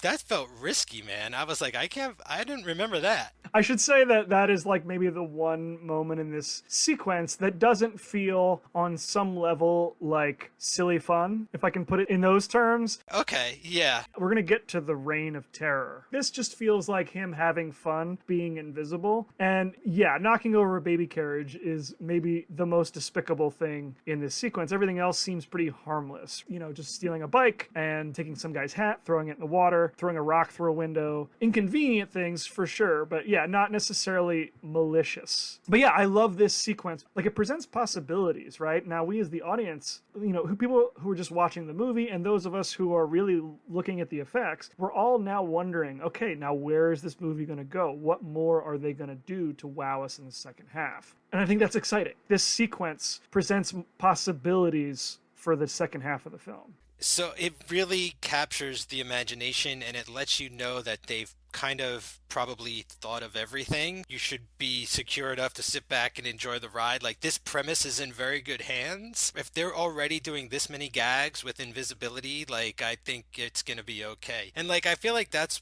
part of the trick. Like, it's a visual medium and your main character's invisible, so like there's something inherently in contrast there, right? Like, there's something that shouldn't work. Like, you have to be able to see your main character, but yet here we are. There's something silly about that like you kind of can't shake, and you're not supposed to. Like, it's supposed to be like this weird feeling, I feel like you can't really put your finger on. Again, like, I feel like a lot of horror finds something like that in the human mind or whatever, where it's like, I don't understand why I'm uncomfortable, but I am. And I get that in these moments too. And I'm also very sort of relieved to know that there's going to be a lot more of these sort of gags, and my imagination is just like running wild. And a lot of that was intentional. I know James Whale really wanted to make the Invisible Man feel like he was in the room with everyone as much as possible. Like, there are other films, we can use the most recent Invisible Man as an example. Now, the perspective is different. This movie is, to a large degree, from Jack Griffin's perspective, whereas this new one is from Elizabeth Moth's character's perspective. And so the techniques are different because we're seeing it from her perspective in the new one. We never know where the Invisible Man is, and that creates a completely different tone. It's more tense, and we're constantly scanning the frame for any movement. We need to know where he is. James Whale knew that his protagonist, was going to be invisible and was going to be present in a lot of scenes. And so he came up with what he called bits of business for him to do in a lot of these scenes. Now, in this particular scene, he's playing pranks on a bunch of people. But in subsequent scenes, in the scene we're going to get to eventually, when he's sitting down with Kemp, he's smoking a cigarette and he's picking up the poker from the fire. Like, things are always moving, and we as an audience never really forget that he's there in the room, which I thought was a really smart move on Whale's part.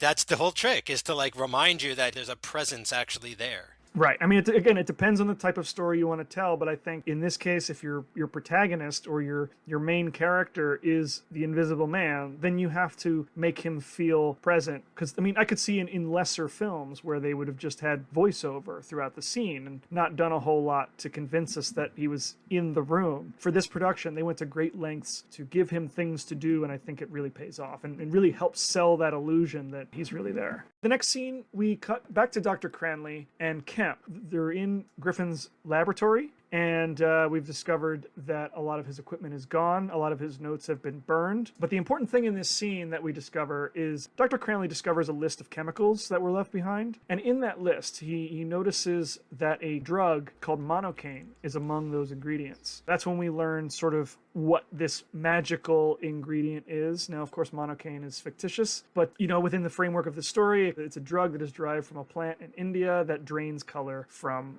anything it touches. And he also establishes that when it was injected under the skin of a dog, it turned the dog pale white and drove it crazy. So now we've got some foreshadowing, right? I think we established that the Invisible Man is indeed Jack Griffin, and we start to understand that whatever he's done to himself is creating madness within himself. This scene is great. I love this scene. Yeah, it's pretty cool. They're sleuthing. They're looking for clues. They're trying to figure out like what's going on. They're getting on his trail and everything. And I love the idea of this fake movie drug, monocaine. Oh, it's awesome because it lets the audience start to fill in the gaps, Like, it talked about how it made the animal go nuts. So like, what could its effect on humans be? And if he's he's taken enough of this stuff to turn him invisible, not just make him all pale white or whatever like that, just like remove his color, but you can't see him at all now. He's got to be even crazier. So I love how it's sort of very clever exposition scene, to be honest. Like we talked about earlier, I think all of it, even though it's at the expense of finding out more about these particular characters, I think for this movie and a movie like this, like it's really cool how they're telling us more about the other guy, like they're talking about Griffin and letting us know what's up with him. Yeah, I mean, it's an efficient scene, and as I'm thinking about it, it strikes me as maybe the closest we get to Wells's original intention, even though Cranley was not in the novel and Monocaine was not included in the novel. What this scene does is it reminds me of how much Wells really tried to lean into the science of whatever story he was telling, and like that's what I get from this scene. You understand what I'm saying? Yeah, absolutely. Good call with bringing in that drug and everything, because like even I was thinking that this becomes sort of a story about treatment, like, what if this is like drug treatment for PTSD or something like that, and then or some kind of like heroin, or you know what I'm saying? Like there's always been problems like that going on. And so I thought it was almost more on like that level, but be quite honest, I'm starting to think of this movie or consider it more of a sci-fi movie than a horror film. Like there is so much cutting edge idea. I mean, and that's H.G. Wells, the freaking time machine, for crying out loud. But like that is all starting to sink in a lot deeper for me. Like, yes, it's scary and there's horrific ideas, but they all stem from science. The scientific minutia could have been sort of glossed over here, the way it was in Frankenstein. I mean, they never really get into any of that in terms of putting a body together and creating a person, right? Like, we just kind of accept that Henry Frankenstein has done the research and knows what he's doing. Whereas in this scene, they could have done that with the Invisible Man. Just, he was working on some research and turned something invisible. We don't know what it is, but I think by making it more specific, and even though they're using a fictitious drug, like, it doesn't matter. It sounds legit when we're watching it, and we're like, he's Monocaine. Okay. Like, it sounds real. Yeah, they named the drug. They tell you basically how he became invisible. Like, it's all the little, like, extra stuff that you're like, wow, I didn't even think that they were going to be divulging all this minutia, but, like, it's paying off. It's great. Yeah, it would be like saying, Dr. Frankenstein, like, he used this certain thread to sew the body together because it was a better conductor of electricity or whatever, and it's called this, and he used the certain that, and he didn't use embalming fluid, he used, Monocaine fluid or whatever. Like, I like that about this movie, that it's going to get a little deeper into the lore like that. This is the moment where it really becomes reminiscent of H.G. Wells. Anybody who's read H.G. Wells knows how much he really enjoyed the science part of science fiction. I've read War of the Worlds, and at points it gets a little bit dry because of that, but the story is still pretty compelling. This scene does exactly what it needs to do, and we understand what's happening, and then we can move on. We understand the stakes, so now we can kind of watch Griffin decay as a human being, or hopefully be saved by the end. We don't know yet. Is this the part with the incredible radio broadcast montage? That is the very next scene, which I sort of channeled for our intro. I don't know if you caught that. So we cut to a scene at Dr. Kemp's house. He's listening to the radio, reading a book. It looks like he's enjoying a drink. We hear from the radio that this little town of Iping has been subject to some kind of like disease that has driven everyone crazy. Like, they all have this shared delusion of an invisible man. I love how central the radio is in this movie, because we're going to get another broadcast towards the end, which is going to be like, the Invisible Man's on the loose, lock your doors, hide your kids, feed your dog. It's so great. It just reminds you of like almost classic newsroom films, it's like extra, Invisible Man on the loose, like that kind of stuff. And so, we're at the movies, but we're listening to the radio. There's just something so funny about that. And it's funny that you mentioned that, because a couple times, I thought about War of the Worlds. Not H.G. Wells' War of the Worlds, but Orson Welles' War of the Worlds. I think there's a little bit of that going on in here as well. Certainly.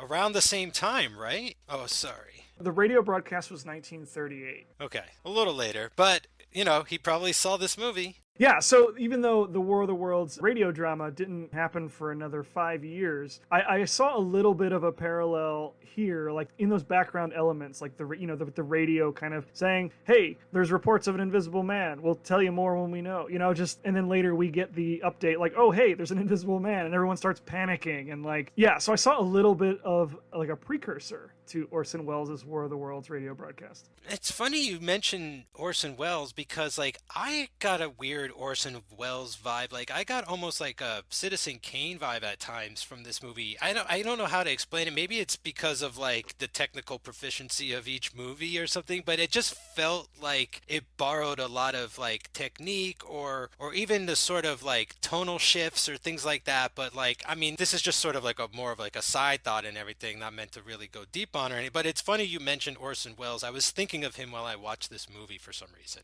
All right. In this scene, Kemp is kind of hearing the report that there's an invisible man supposedly in Iping, but it could just be a shared delusion. Now, Griffin appears, so to speak, to make his presence known to Kemp that he is indeed an invisible man. This is so great because there's basically only one scene in the movie where you know for sure Griffin is not in the room. You know, like he was in the room listening to the radio broadcast, watching his buddy wonder, and then he's like, I'm right here. Like, I'm actually in the room, or he opens the window and he comes in. But like, I just love that too, where it's like he could be in every scene. You just don't know. Right, and we get a little more of his megalomania in this scene. I think this is sort of, in terms of that, this is Jack Griffin's thesis scene where he basically lays out his grand plan. His reign of terror, as he calls it. He is going to use invisibility to conquer the world in grandiose terms like that. And they're going to start with, a few murders here and there. Powerful people,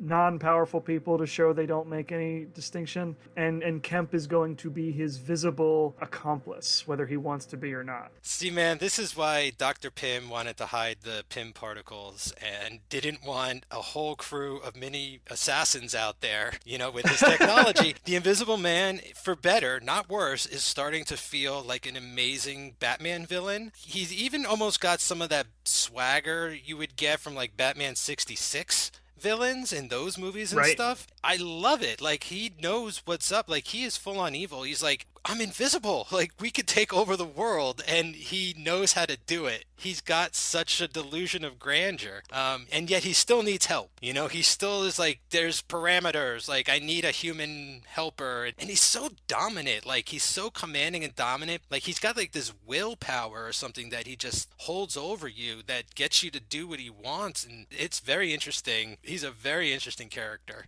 Yeah, in scenes like this, as you lay it out, I wonder if I were Kemp, what would I do? It's hard for me to say I'd do anything differently. He's pretty powerless in this situation. Griffin definitely seems as though he's a formidable opponent, given the fact that we can't see him. You would want to keep him around to try and help him at first. Like, he does all the right moves, like eventually he'll turn him in. But until then, it's like, you're my friend. I want to help you. Like, what, like, this isn't you. We get the full intervention again coming soon. Up to this point, Griffin hasn't done anything too reprehensible, so we can still be on his side. We hope Kemp will help him, and there's still a way back for him. So Kemp would definitely be motivated to help him in this case. Things are going to change, of course. But real quick, before we move on to the next scene, did you happen to notice in this scene that Kemp has a photo of Flora over his fireplace?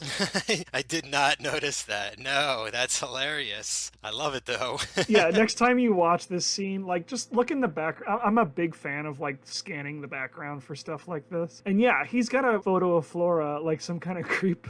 I like the concept that these guys are the same size, that Griffin's going to put on his pajamas and they're going to fit even better, I think. And he's going to upgrade his costume here to these awesome pajamas and these better sunglasses, and he doesn't need the fake nose anymore. I love it so much more where he's just got the bandages. This is the iconic look for him, that one that we usually see where he's in Kemp's pajamas, in the smoking jacket and the slippers with those interesting sunglasses. I forget what those are called, like that style, but you know what I mean. Like, this is, when I think of the Invisible Man, I don't necessarily think of him all covered in the hat and trench coat in the beginning. I think of this version. Like, if I were to ever cosplay as the Invisible Man, I'd have to find a smoking jacket like this, some striped pajamas. And Griffin is he's saying some really scary things. Like, he's referring to his breakthrough as the great wonderful day, which is very unsettling. He talks about how the chemical lit up his brain in a certain way, and I'm like, all right, yeah, this is drugs. Like, this is morphine addict. And oh yeah, he talks about how that, like, he can't go out in the weather for certain reasons. He'll leave footprints, this and that, or things like, so that's why he needs like someone to help him and everything. And so he's got like this stash house now with a servant all of a sudden, and he's setting up shop. Yeah, it's not unlike the way some vampires have like a human assistant to go out and find victims so they can feed and so on. He's sort of a little bit vampiresque in that way, which I think is kind of interesting. But yeah, this sequence really lays out a bunch of things, including Griffin's master plan, and we learn a little bit more about his condition. Like you said, he can't be seen within an hour of eating. He can't go out in the rain or the fog. He even says dirt under his fingernails would give him away. If he were Superman, we're learning what his kryptonite is in this sequence. And one thinks that this information will become useful at some point. First order of business is Kemp has to help Griffin get back to the Lion's Head so that Jack Griffin can collect his notes. He's got his notebooks and other things still in the room he was in. And Kemp is going to help him do that. So they drive all the way over there. Griffin wrapped only in a blanket for the car ride over in the middle of winter. And when they get there, Griffin re-enters the inn. And of course, the whole town has kind of gathered in that bar area of the inn. The police commissioner, I believe, is there kind of taking statements. And as he does that, Griffin makes his way up into his old room, collects all of his books, and drops them out the side window to Kemp. What we get from some of the townspeople, which I think is pretty funny, is like all of their stories sound ridiculous, and this police chief is like ready to just be like, all this is bullshit, you guys are nuts, I'm getting out of here. Griffin makes his way back through the room, but almost as if he's insulted by this possibility that he's not actually invisible, he gives himself away. Definitely. Yes, that's what I thought. Yeah, I feel like there was some hubris in that moment. Like, he could have just walked out of the room and the police would have gone back to their business and everything would have been fine. But oh, yeah, he could have jumped out that window. It was so low to the ground. Yeah, but like he's got his pride now, and because it was suggested that there's no actual invisible man, he had to rub it in their faces. So he splashes some ink onto the police chief's face and starts throwing items from the wall at Una O'Connor and other members of the town, and basically creates a whole scene before choking out and killing that police chief. I throttled you to death.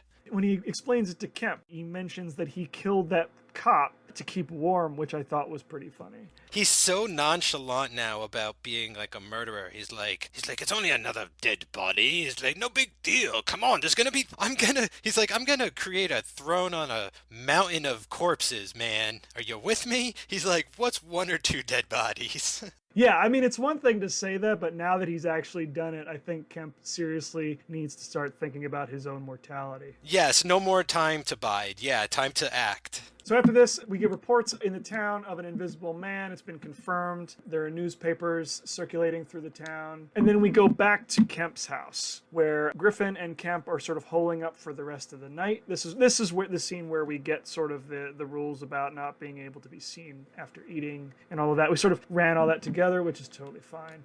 So after he sort of causes that panic in town, they do the other radio broadcast, and that's the one with like the big montage of people like locking their doors, and you get all of that kind of stuff. That's really great. And they start to sort of put together a hunt for the Invisible Man without him even knowing it. The town is aware that there's an invisible man. There have been witnesses. There's a dead cop. The rest of the police force have put out basically an APB to everyone to, keep an eye out for this invisible man. But just like be on the lookout for the guy you can't see is just hysterical. I don't know that they actually use those words, but I mean, like, that's basically what they're telling everybody. Go home, lock your doors, lock your windows. There's an invisible man. We get a great little montage of people running home, people phoning the police, with suggestions on how to catch the invisible man. Oh, that's so funny. Why don't you wait until it's really cold like, and then you'd see his breath, won't you?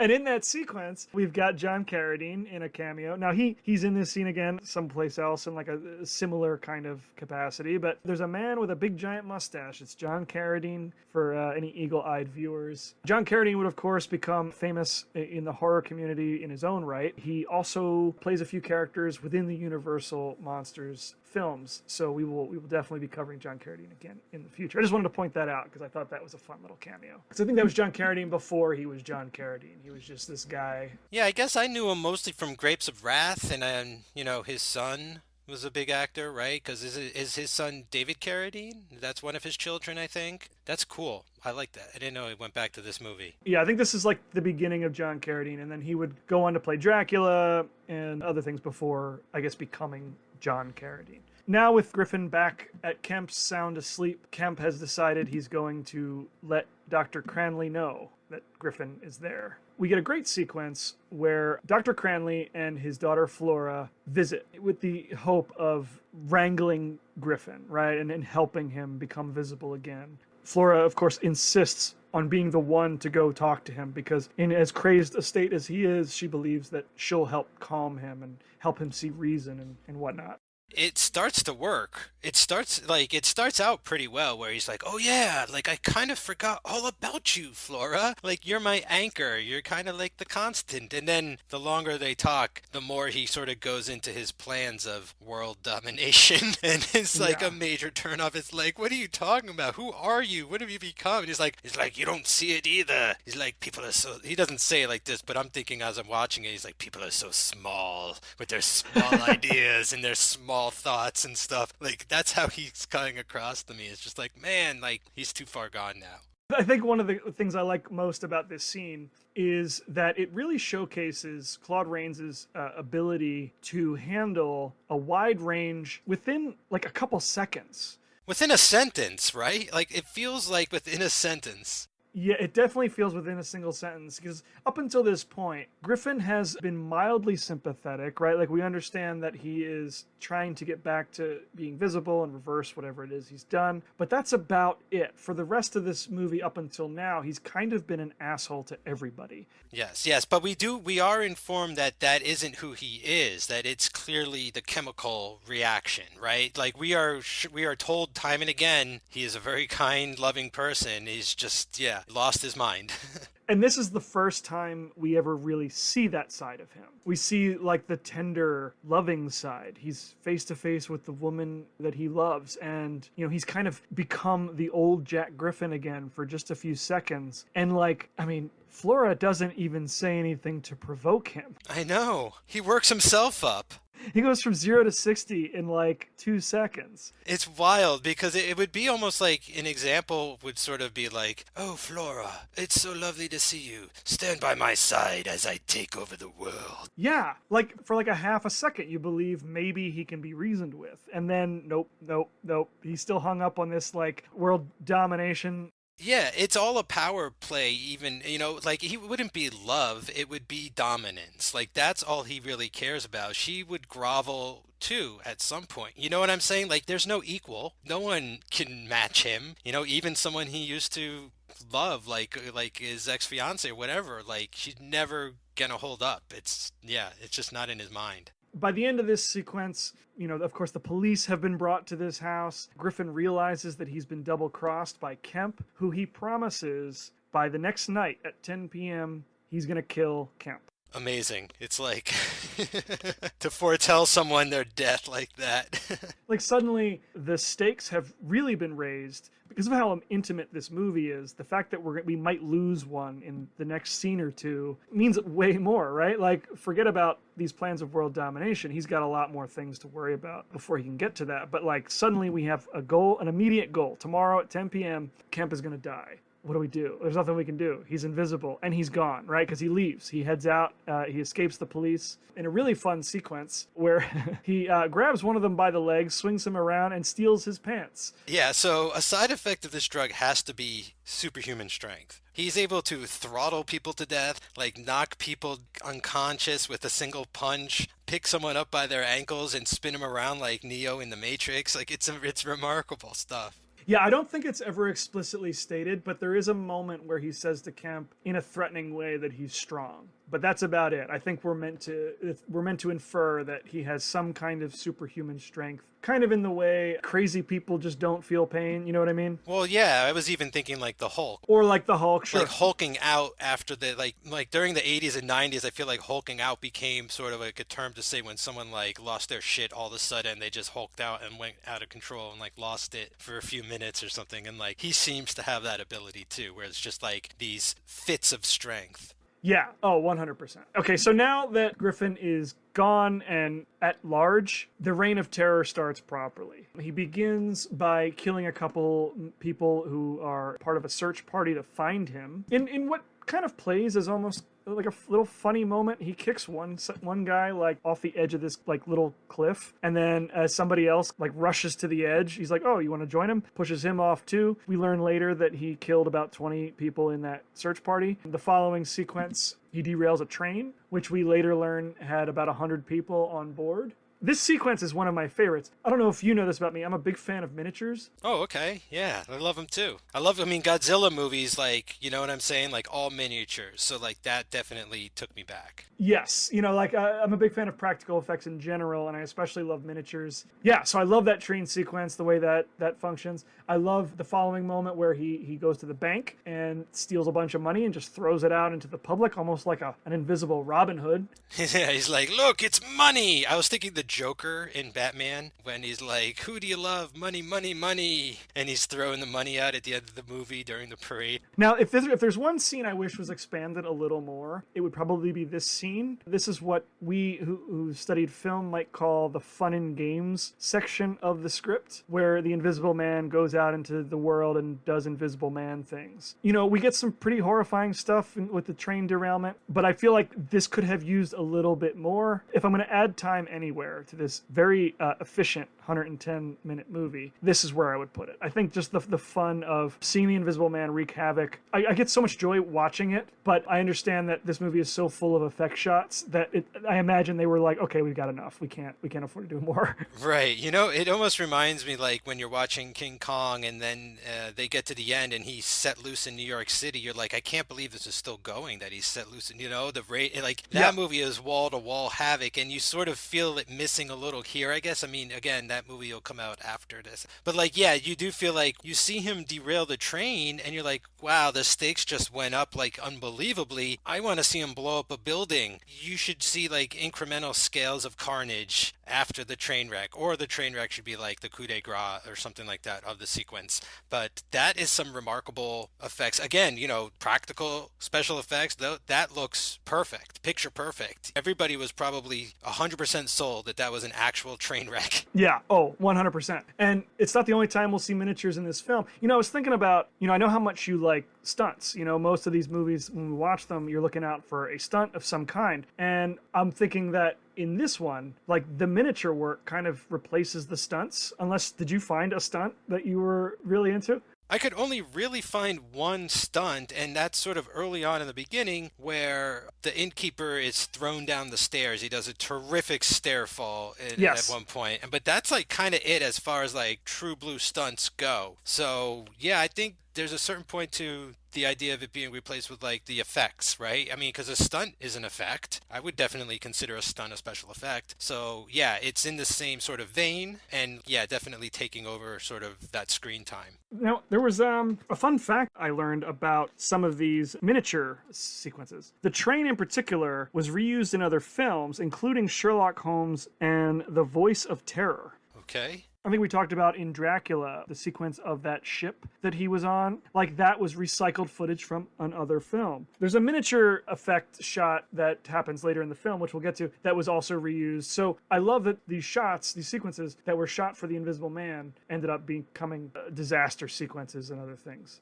Excellent. Again, I think I mentioned this in that episode, in the Dracula episode perhaps, but Michael Bay does that a lot. There's shots in the island that he repurposed for Transformers movies and things, and, I don't think there's necessarily anything wrong with that, per se. So there were far less movies and less footage back then, so it was probably more economical and, like, more widespread than it is nowadays, but it's in the same spirit. Like, that's, you can't fault Michael Bay for that technique. I think of that scene in Ed Wood where he's looking at all the B-roll, the octopus and the buffalo, and he's making up a whole story where he's like, something's scaring the buffalo. Like, I have to imagine these second unit sequences that had no actors in them were sort of cut up and isolated, and then sold for other movies. So, because, if you need a train crash in your film and you don't have enough money to shoot one, you got one you can buy, right? Like, this had to have been standard practice in the 1930s. So I just think it's neat that two sequences, like two miniature effect sequences, were repurposed later for other films. Didn't we have in the last movie, in The Mummy, didn't you say we're going to see a lot of the mummy footage again in future mummy movies? That's even funnier because they're going to use it for more mummy movies. It's not like it was used, for another movie, like in the way Dracula repurposed shots and stuff. Like, that's even funnier. I'm looking forward to that. Yeah, Boris Karloff being entombed alive as Imhotep in The Mummy, that footage was repurposed, I think, in all of the subsequent Mummy films that Universal put out, despite the fact that that Mummy in all the sequels was a completely different person. But, they're keeping that all in-house, which makes sense. But it's fun to see these little sequences move from studio to studio, from film to film. Okay, so the next scene we've got has the patron saint of the monsters that made us, Dwight Fry, as a reporter who is trying to get information on this Invisible Man story. And he's asking all sorts of logical questions about how to catch the Invisible Man, including, why don't you put fresh tar on all the roads so you can see his feet? None of his ideas are really all that cost-effective or practical, which I thought was kind of fun. But, in terms of performances, this is the most normal, quote-unquote, that we have seen Dwight Fry in the Monster Universe. Yeah, I got him doing sort of more of his mild-mannered comedy kind of stuff. Like, he feels like he was being more of like a comedic presence in this scene than... Previously, we just seen him as like, Fritz, or in Dracula, he was insane and stuff. So like, it was a very different temper to his performance, which was very interesting. It's like, look at the range of this guy. I would have watched a movie about this reporter. He is not done yet in the Universal Monster canon. He has a few other roles left to go, but I needed to point him out because he is one of our favorite character actors from these movies. But yeah, totally understated. I think they were throwing him a bone here, but either way, I'm happy to see him. I think they really also wanted to put the nail in the coffin about the idea that, like, it's not really great to be the Invisible Man. Like, it's, like all the things they're throwing out, why don't you do this? Why don't you do that? Like, yeah, these things would impede him. It's not right. Like it's just they don't really have the resource, but like every suggestion throughout the entire movie would sort of help to stop him. And one of them eventually does, when it's like, they're like, oh, well, maybe if it snows, we could see his footprints, and eventually they'll see his footprints. And, so it's like kind of funny that way, where it's like the movie's reminding you it's not really great to be invisible. Right. Now that we have this threat to kill Kemp, that is sort of where this movie shifts its focus, right? Now we're concerned about Kemp and his life and how we're going to keep him from being murdered at 10 p.m. And so we get a whole sequence of events with the police. Kemp is working with them to figure out a plan to stay alive and to hopefully capture the Invisible Man. And there's a great scene sort of at the beginning of this where they are going to meet in this closed off room, and they walk a big giant net across the room to make sure that no one's in there. Like, that's really cool. They also, like, their original plan is to have these like paint sprayers. Like, if you suspect he's around, spray him, and then we'll see the black paint on his body. I think that like the police prep work for catching the Invisible Man is a lot of fun to watch. And of course we get more of E.E. Clive as Constable Jaffers, kind of just being Constable Jaffers in an otherwise serious sequence of events. Trying to figure out what all this is then. Right. So the plan is that they are going to go to Kemp's house. They are going to surround the group of cops surrounding Kemp with a net for maximum protection, and escort him to the police station. And when he gets to the police station, they will change him into a cop's uniform and then usher him out the back door and take him home. Not a bad plan. Pretty good switcheroo. Not a bad plan at all. Their plan is to also have cops lined along the wall of the prison pen, armed with those paint sprayers, assuming that, the only way Griffin might try to get in is over the wall. There's a great bit of fun, very James Whale, but the cat scurries across this wall. Dust comes down onto Jaffer's head. He sprays the cat with the paint, and that poor cat. And of course we think we have Griffin in the yard with the cops. He was too smart because wasn't he listening in on that entire plan, and what he ends up doing is just waiting back at Kemp's house in his garage for him to come back. Like, he knows what their plan is, and he's like, let him sort of go through their motion. I don't think it's clear if he specifically understands what the plan is, but he knows not to try and break into the police office to try and get Kemp. So yeah, Griffin basically waits out in Kemp's car, naked, in the winter, and just waits him out. And when he gets Kemp alone in the car, he ambushes him. He throttles him. Yep, he throttles him and then binds his hands and feet. And in one of the more like legitimately chilling moments in this film, he binds Kemp and then releases the parking brake on the car and then pushes the car down a cliff. That's the other miniature effects shot that I was referring to, and like it plays so well, but like I mean I find this to be more chilling than the train derailment. I think it's because we've spent time with Kemp, you know, this is a much more intimate scene. This is a personal grudge. This isn't just derailing a train to derail a train. Yeah. This is I told you I was gonna kill you. It's 10 o'clock. You're gonna die. And then he's just so cruel about it. Like he's like, first here's what you're gonna expect. He's like, it's gonna be exhilarating. You're gonna be flying down the hill out of control, but then you're gonna break both your arms, and then the car's gonna flip, and then you're gonna have a massive concussion, or you'll probably snap your neck. Anyway, you'll be dead before you know it. It's like, oh my god, bro. Yep. If Griffin is cold-hearted bastard, it is definitely in this scene.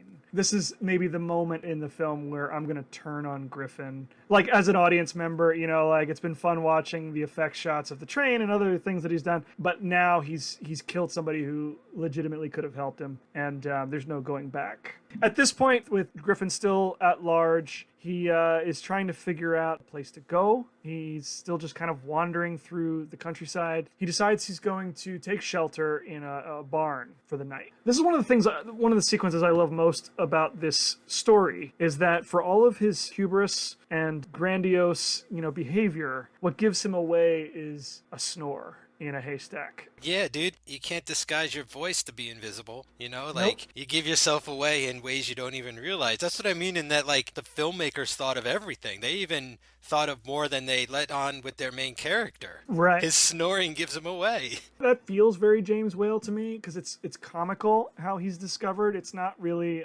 clever. Have you ever seen the end of the original Taking of the Pelham 1, 2, 3? It has to do like with the sneeze at the very end of the movie that gives the dude away. Like it feels like that kind of thing. 100%. And I think both instances are meant to be comedic moments, like darkly comedic, ironic. So with this farmer kind of hearing a snoring in his barn, goes to the police, and the police immediately, like at this point, they're willing to take any lead they have, and they send all of their men to this barn, surround the barn, set fire to the barn, and as Griffin wakes and tries to escape, they see his footprints in the snow and are able to gun him down. And this is another effects shot that I don't know that too many people think about, because like so much of it like involves Griffin unwrapping or being invisible, like wearing clothes, that like the footprints through the snow was an entirely different technique. Are you familiar with like how they accomplished that? No, not entirely. It looks like somehow they created those impressions in the snow. I'm assuming it's like some kind of false set design, but no, I don't know exactly.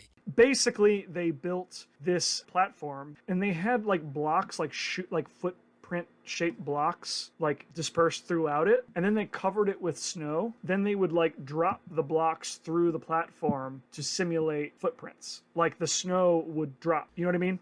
Yeah, like a trap door kind of thing. Basically like a trap door, but it was like a whole series of footsteps with these little pieces of wood. Like they would just drop each block and make it look like footprints through the snow. Like it's so simple, but takes so much effort to do. Because you can tell it's not stop motion, which is, you know, probably what I would have assumed they would have done in the first place. You know, it's just that would be so simple. You just do one impression, you stop the camera, you do another, you start it, stop it again, you know. And so it's like, wow, this is like real trickery because it's all in a very smooth shot. It's, you know, you can tell that it's not stop motion. So like I was like, oh, okay, they're not just like single frames here. This is like a technique being done. Watching this sequence, like the only thing that I can think of that reminds me of this, I mean, it's a completely different technique, but I'm like, this I can understand how they did it. The other I cannot. Like the sequence I'm thinking of is in Paranormal Activity. There's a sequence in that where they lay, I think, flour or some kind of white powder on the floor outside the bedroom, and then you see like white footprints walk across the floor. I'm still not really sure how they accomplished that. I would like to learn. But like this makes so much sense to me. I just think it's brilliant in its simplicity. Yeah, absolutely. And I like the fire too, like it's the second James Whale movie to end with a giant fire. We had the fire in Frankenstein at the giant windmill, and now we got the fire in the barn here to smoke out the Invisible Man. But it's just another, like, the elements are just the Invisible Man's enemy. Yeah. The cold, the snow gave him away, the cold, he can't wear clothes so he freezes, like the fire in the barn, and like it's just all of the elements are against him. This movie is a great argument for why invisibility is not as great a superpower as it seems. Sue Storm can make her uniform invisible as well, so she at least can stay warm in cold weather. But in terms of just being truly naturally invisible, I don't know that I necessarily want that. Yeah, I would take Sue Storm's invisibility any day of the week because she could even project invisible force fields around stuff, like that's a whole other level. It's not like she just disappeared. That's true. That's true. She does have other superpowers. That's true. The film at this point is pretty much over. The Invisible Man has been shot multiple times. The final scene, kind of an epilogue really. We're at the hospital and Dr. Cranley and Flora are there, and a doctor comes out and basically says, he's pretty near the end. You can go see him if you want to. And we get Jack Griffin's final moments where I think he has come to terms with the choices he's made. He's understood. He has, like Henry Frankenstein, has like looked into things that man has no business looking into. Another comparison to Frankenstein, like that overreaching kind of theme. Yeah, he says it outright. Yeah, I think it's his form of repentance where he comes to the realization that, like, yes, I went too far. He has his come to Jesus moment. Kind of. As he dies, he becomes visible again. How the doctor knows that he will regain visibility after he's dead, I have no idea. It doesn't matter. Looks amazing. This is so much better than the mummy disappearing at the end of the last movie. And the mummy is sort of like the same concept of the effect. Like, this is beautiful. Beautifully done. Yeah, and you can see that they're definitely learning how to do this sort of thing, because we're going to see, the mummy and then this, and then in quite a while we'll see a Wolfman transformation. Like that transformation, they've perfected it. It looks wonderful. But yeah, this is the next step after the mummy, and it does look really great. It almost doesn't look like Claude Rains, because he's so young. I forget that this was very early in his career. I'm used to Claude Rains like 15 years from now. Yeah, and it's funny, too, is that they actually went with Claude Rains' face at the end. Like, I mean, there's really no reason they shouldn't, but what they could have easily done was just done, like, a very famous cameo. Like, I don't know who you would have gotten at the time, but, like, you could have just had it dissolve into a face everyone already knew. But instead, it's like, who is this guy? But it's very cool like that. I think, that puts some more sort of realistic slant on it. If you don't know, if you're not familiar with this face, and it could have been anybody, maybe is part of the point, that you could read into it now, knowing that it's Claude Rains' first performance on screen, pretty much, that like everyone is going to see this. So I just thought that was really interesting. It was really cool that they ended up letting Claude do like everything. Yeah, I think it's kind of funny that, I knew Claude Rains not as a horror actor, right? Like I said, I kind of knew him from Casablanca and other things, and that's part of the reason that I love him in this. But like, this is a guy who had not really done movies ever, and then became a megastar doing monster movies. He did this. We'll see him again in The Wolfman, and then he is in the remake of The Phantom of the Opera. Like, this is a guy who plays 3 different characters within the Universal monster universe, and like, it's just amazing to me that this one role sort of launched his career. Again, turned him into like 4-time Academy Award nominee Claude Rains.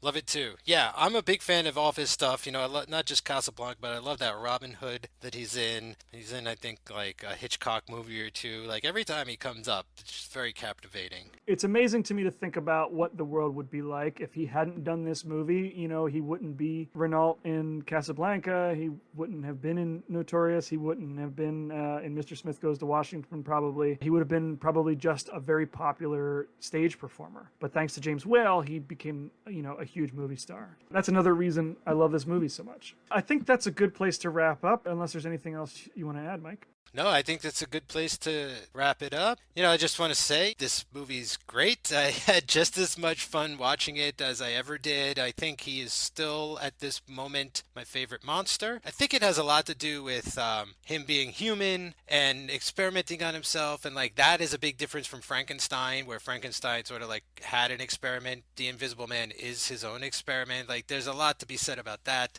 as a difference. And yeah, like all the things that we went over, all the different themes and stuff, like you could read into this 1,000 different ways, and I think they all would pretty much work pretty well. I love the comedy that cuts through the horror and the drama and everything. So yeah, just very impressive. Still to this day, I think it plays extremely well, and very glad to revisit it. Yeah, and one fun fact about this film that I wanted to bring up is that, with the Depression and everything else that was going on in the world, Universal at this time, and we look at these films now as being classics, right? Like some of the best films ever made. At the time, Universal was a small, struggling studio. They weren't some big name studio cranking out like all the best films of the era, right? They were doing monster movies, which, I mean other things, but they were making monster movies which were, to a large degree, were considered, sort of kid stuff, right? The Invisible Man was such a huge hit when it came out in 1933 that it brought Universal back into the black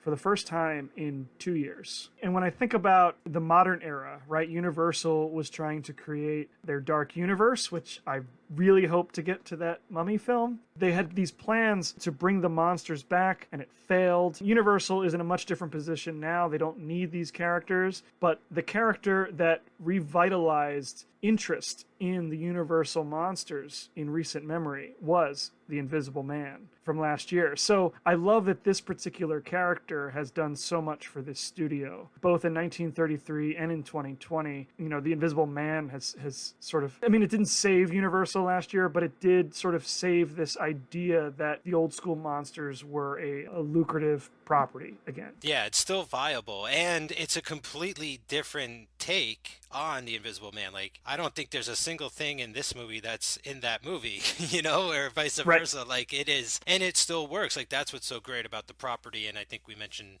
about the Universal monsters and a lot of the monsters in general is that they're so malleable. You can put them into all the different situations. Like, even someone like King Kong, go put him in a Godzilla movie. It fits, Yeah. The only thing the new Invisible Man shared with the original is the name of the Invisible Man was Griffin. There you go. Little callback.